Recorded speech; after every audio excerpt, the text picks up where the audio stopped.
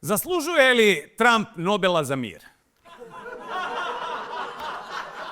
Nemali dio svjetske javnosti ostao je zatečen, pravo zatečen salvama, hvalospjeva, čestitanja i neupitnog rektalnog alpinizma prema američkom predsjedniku od strane svjetskih lidera prisutnih na nedavnoj ceremoniji potpisivanja mirovnog sporazuma između Izraela i Hamasa u Egiptu. Svi koji su gledali taj TV prijenos i naknadne vijesti mogli su primijetiti da su se predsjednici i premijeri gotovo takmičili ko će od njih snažnije, toplije, čak i vlažnije utisnuti svoje liderske usne na američko-predsjedničke obraze donjeg dijela leđa. Ko je ovo pisao?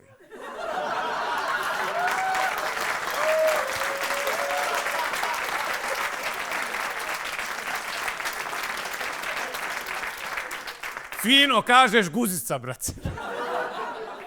Okej.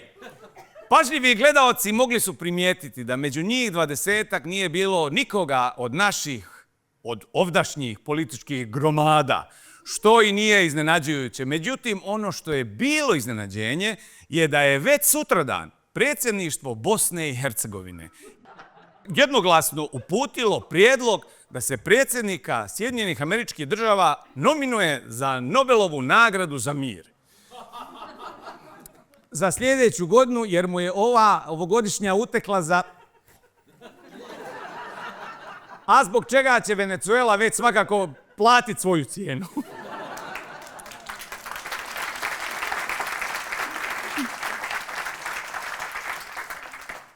U svjetskim medijima te po društvenim mrežama se povela rasprava o ovom trendu uvlačenja u Donalda Trumpa. Naime, to se sad čini sa svih strana i bez ikakvih kočnica. Toliko da su članovi njegovog kabineta u Washingtonu već sad u fazonu wow, take it easy, ej.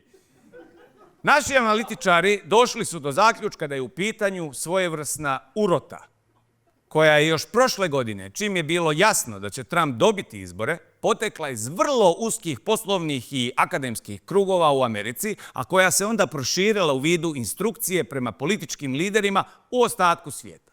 Laskajte mu do iznemoglosti, govorite mu da je mirotvorac, da je spasitelj čovječanstva, da ima velikog. Svi tražite da ga se nominuje za Nobela i neka na to potroši sve svoje vrijeme umjesto da radi ono što je bio planirao po Americi. Tajna šifra ove inicijative je najeba smo.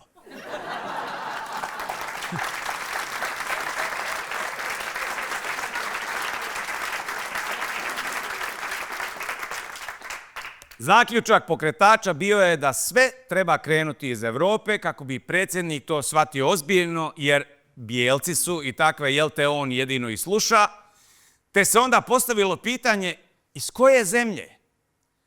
Navodno se odgovor nametnuo sam od sebe, da to bude Bosna i Hercegovina. Jer jesu Europa, ali ona nevažna.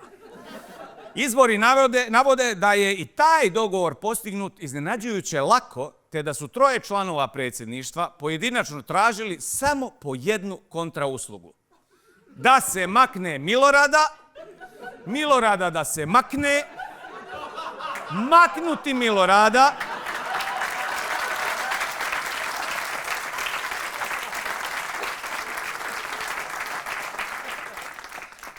naša redakcija za sebe zadržava informaciju ko je od njih šta konkretno zatražio. Toliko o tekućoj problematici, a mi idemo dalje!